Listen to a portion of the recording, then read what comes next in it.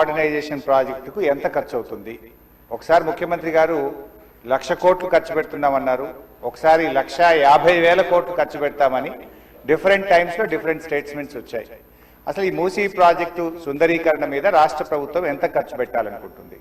ఎందుకంటే ఒకవైపు పిల్లల స్కాలర్షిప్లు ఇవ్వమంటే డబ్బులు లేవు, కోసుక తింటారా అంటున్నారు, లేదా రిటైర్డ్ ఎంప్లాయీస్కు డబ్బులు ఇవ్వండి అంటే డబ్బులు లేవంటున్నారు.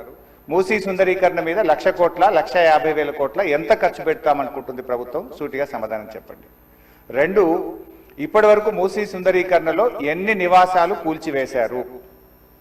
ఆ కూల్చివేసిన నివాసాలకు 2013 భూసేకరణ చట్టం కింద పాత ఇండ్లకు కంపెన్సేషన్ ఇచ్చారా? వేజ్ లాస్ ఇచ్చారా? లేదా సింపుల్ గా కేసీఆర్ గారు కట్టిన డబుల్ బెడ్రూమ్ ఇళ్లలో అసైన్మెంట్ చేసి పంపారా? 2013 భూసేకరణ చట్టం ప్రకారంగా 14.5 లక్షల రూపాయల డబ్బు ఇవ్వాలి వాళ్ళకు, పాత ఇంటికి R&Bతో ఎస్టిమేట్ చేసి డబ్బులు ఇవ్వాలి, అదేవిధంగా సెలబుల్ రైట్స్ తో కూడినటువంటి 200 గజాల స్థలంలో కట్టిన ఇల్లు ఇవ్వాలి. ఆ రకంగా ఇచ్చారా? ఇవ్వలేదా? ఇస్తే ఎప్పట్లోకి ఇస్తారు? ఎన్ని నివాసాలు కూల్చారు?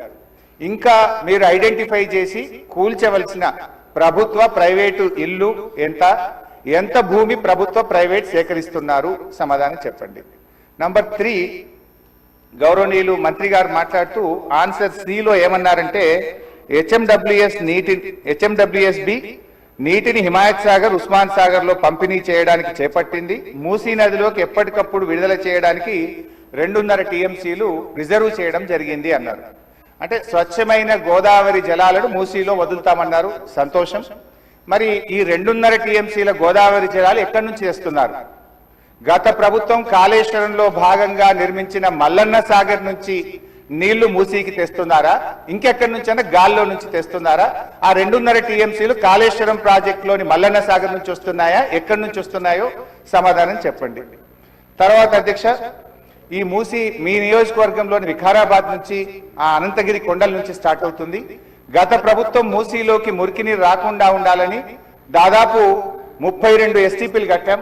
అందులో ఒకటి మన వికారాబాద్ దగ్గర కూడా ఒక ఎస్టీపీ కట్టాం. ఇవాళ ఆ ఎస్టీపీని మెయింటైన్ చేయక మోటార్లు బీకేసిండ్రు, గడ్డి పెరిగింది. ఆ ఎస్టీపీ ఫంక్షనల్ చేయక వికారాబాద్ మున్సిపాలిటీ మురికి నీరంతా ఈ రోజు మనం తాగుతున్న గండిపేట హిమాయత్ సాగర్ లోకి వస్తున్న విషయం ప్రభుత్వం దృష్టికి వచ్చిందా? ఆ ఎస్టీపీని ఎందుకు మెయింటైన్ చేయడం లేదు అని నేను అడుగుతా ఉన్నా. గత ప్రభుత్వ హయాంలో మేము మూసీలోకి మురికి నీరు రాకుండా ఉండాలని 32 ఎస్టీపీలు కట్టాం. మరొక 39 ఎస్టీపీలు కట్టడానికి కేంద్ర ప్రభుత్వానికి అమృత్ పథకం కింద మేము ప్రతిపాదనలు పంపాం. అవి మంజూరు వచ్చాయా? ప్రారంభించారా? ఏ దశలో ఉన్నాయో సమాధానం చెప్పండి. తర్వాత అధ్యక్ష, చివరి క్వశ్చన్, మరి మొన్న వరదలు వచ్చినప్పుడు మూసీ గేట్లు ఒకేసారి తెరిచి ఉద్దేశపూర్వకంగా ప్రజల ఇళ్లు మునిగిపోవాలి, రోడ్లు మునిగిపోవాలని ఈ ఉద్దేశపూర్వకంగా గేట్లు ఎత్తి ముంపు గురి చేసిన విషయం ప్రభుత్వం దృష్టికి వచ్చిందా? ఎందుకంటే పైన ఎంత వర్షం పడుతుంది, ఫ్లడ్ ఎంత ఉన్నదో చూసుకొని ముందే గేట్లు కొద్దిగా ఎత్తితే స్లోగా గ్రాడ్యువల్ గా ఫ్లడ్ బయటకు పోతుంది. కానీ గేట్లు ఆపిపెట్టి ప్రాజెక్టు మొత్తం నిండిన తర్వాత ఒకేసారి గేట్లు తెరవడం ద్వారా ఓఆర్ఆర్ యొక్క మరి పక్కనుండేటువంటి రోడ్లు కానీ ఓఆర్ఆర్ యొక్క మన పక్కనుండే రోడ్లు, ఇండ్లు ముంపు ఉద్దేశపూర్వకంగా కావాలనే ప్రభుత్వ పెద్దల యొక్క ఆదేశాలతో ఈ గేట్లు ఎత్తి ముంపు గురి చేసిన విషయం ప్రభుత్వం దృష్టికి వచ్చిందా? ఎందుకు ఆ రకంగా గేట్లు ఎత్తారు? ఒకవేళ ప్రభుత్వానికి ఆ ఉద్దేశం లేకపోతే ఆ అధికారుల మీద ఏమైనా చర్యలు తీసుకున్నారా? సూటిగా సమాధానం చెప్పాలని చెప్పి నేను కోరుతా ఉన్నా అధ్యక్ష.